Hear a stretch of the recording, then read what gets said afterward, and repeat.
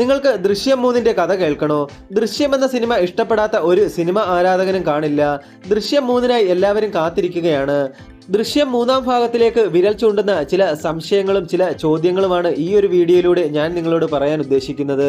മിഴി ഫിലിംസിന്റെ ഒരു പുതിയ വീഡിയോയിലേക്ക് എല്ലാവർക്കും സ്വാഗതം. ദൃശ്യം എന്ന കഥയിലെ വരുൺ പ്രഭാകറിന്റെ അസ്ഥികൂടം ജോർജ് കുട്ടി നശിപ്പിച്ചു കളഞ്ഞിട്ടുണ്ടോ? ഇല്ല, വരുണിന്റെ അസ്ഥികൂടം ഇന്നും ഒരിടത്തുണ്ട്. അപ്പോഴൊരു സംശയമുണരും. ദൃശ്യം 2ൽ നമ്മൾ കണ്ടത് പിന്നെന്താണെന്ന്. അവിടെയായിരുന്നു തിരക്കഥ ദൃശ്യമായതിലെ ജാലവിദ്യ പ്രയോഗിച്ചിരിക്കുന്നത്. ദൃശ്യം 2ൽ നമ്മൾ കണ്ടത് എന്താണ്? പോലീസ് സ്റ്റേഷനിൽ നിന്ന് കണ്ടെടുക്കുന്ന അസ്ഥികൂടം ഫോറൻസിക് ഓഫീസിൽ നിന്ന് ജോർജ് കുട്ടി മാറ്റി പകരം മറ്റൊരു അസ്ഥികൂടം വെക്കുന്നു എന്നതാണ്.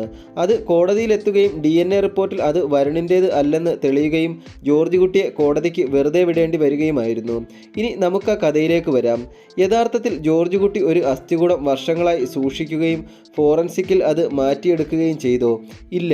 അങ്ങനെ ചെയ്തതായി ജോർജ് കുട്ടി പറയുകയോ നമ്മൾ ജോർജ് കുട്ടിയുടെ കഥയിലോ കണ്ടിരുന്നോ? ഇല്ല. പകരം നമ്മൾ കണ്ടത് വിനയചന്ദ്രൻ എന്ന എഴുത്തുകാരൻ പോലീസുകാരോട് ജോർജ് കുട്ടി ആ കഥയിലെ ക്ലൈമാക്സിൽ വരുത്തിയ മാറ്റം കഥയായി പറഞ്ഞത് അവതരിപ്പിക്കുകയായിരുന്നു. അത് സിനിമയിലെ കഥയാണ്. യഥാർത്ഥത്തിൽ ആ കഥ ദൃശ്യമെന്ന നോവലിലെ MLAയും മകനും ബിസിനസ്സുകാരനും മകനുമായിട്ടുള്ള കഥയുടെ ബാക്കിയാണ് പറയുന്നത്. വിനയചന്ദ്രൻ എന്ന എഴുത്തുകാരൻ ആ കഥയുടെ ആദ്യ പകുതി പറയുന്നുണ്ട്. അപ്പോൾ ദൃശ്യമായി നമ്മളെ കാട്ടിത്തരുന്നത് ആ കഥയിലെ കഥാപാത്രങ്ങളായ MLA, ബിസിനസ്സുകാരൻ, മക്കൾ എന്നിങ്ങനെയാണ്.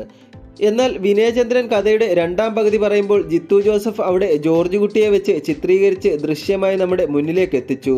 യഥാർത്ഥത്തിൽ അങ്ങനെ നടന്നിട്ടുണ്ടായിരുന്നോ? ഇല്ല. നമ്മുടെ മനസ്സിലേക്ക് ജോർജ് കുട്ടിയെ ഉപയോഗിച്ച് ദൃശ്യവൽക്കരിച്ച് നടന്നതായി കാണിച്ചു തന്നുവെന്നേ ഉള്ളൂ. അല്ലാതെ ജോർജ് കുട്ടി അങ്ങനെ ചെയ്തിട്ടില്ല. ജോർജ് കുട്ടി ആരുടെയും അസ്ഥികളൊന്നും സൂക്ഷിച്ചു വെച്ചിരുന്നില്ല.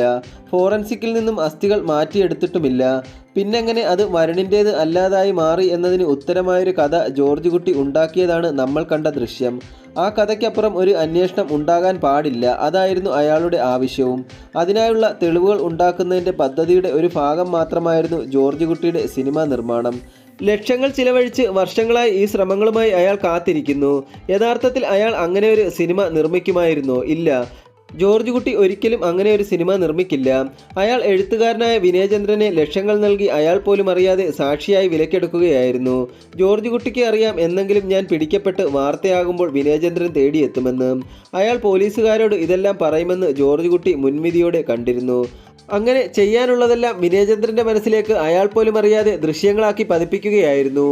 ഇടുക്കിയിൽ നിന്നൊരു ബോഡി കണ്ടെത്തിയാൽ ഉണ്ടാകുന്ന തുടർ നടപടികൾ അയാളാണ് ജോർജ് കുട്ടിക്ക് പറഞ്ഞു കൊടുക്കുന്നത്. ശ്രദ്ധിക്കുക, അത് ജോർജ് കുട്ടിക്ക് അതേപോലെ ചെയ്യാനായിരുന്നില്ല ആ വിവരങ്ങൾ ചോദിച്ചു മനസ്സിലാക്കിയത്. താനങ്ങനെ ചോദിച്ചിരുന്നുവെന്നും അതിനെപ്പറ്റി മനസ്സിലാക്കി അസ്ഥികൾ മാറ്റിയെടുത്തിട്ടുണ്ടാകുമെന്നും വിനയചന്ദ്രൻ വഴി ഒരു കഥയിലൂടെ പോലീസുകാരെ തെറ്റിദ്ധരിപ്പിക്കുകയായിരുന്നു അയാളുടെ ലക്ഷ്യം. ഈ കഥ കേൾക്കുന്ന പോലീസുകാർ കോടതിയിലെ അസ്ഥികൾ വരുണിൻ്റേതല്ലെന്ന് തെളിയുമ്പോൾ ജോർജ് കുട്ടി ഈ കഥയിൽ പറഞ്ഞിട്ടുള്ളതുപോലെയെല്ലാം ചെയ്തിട്ടുണ്ടാകുമെന്ന് വിശ്വസിച്ച് കേസ് അവസാനിപ്പിച്ച് പരാജിതരാകുകയായിരുന്നു. അതുതന്നെയായിരുന്നു ജോർജ് കുട്ടിയുടെ ലക്ഷ്യവും.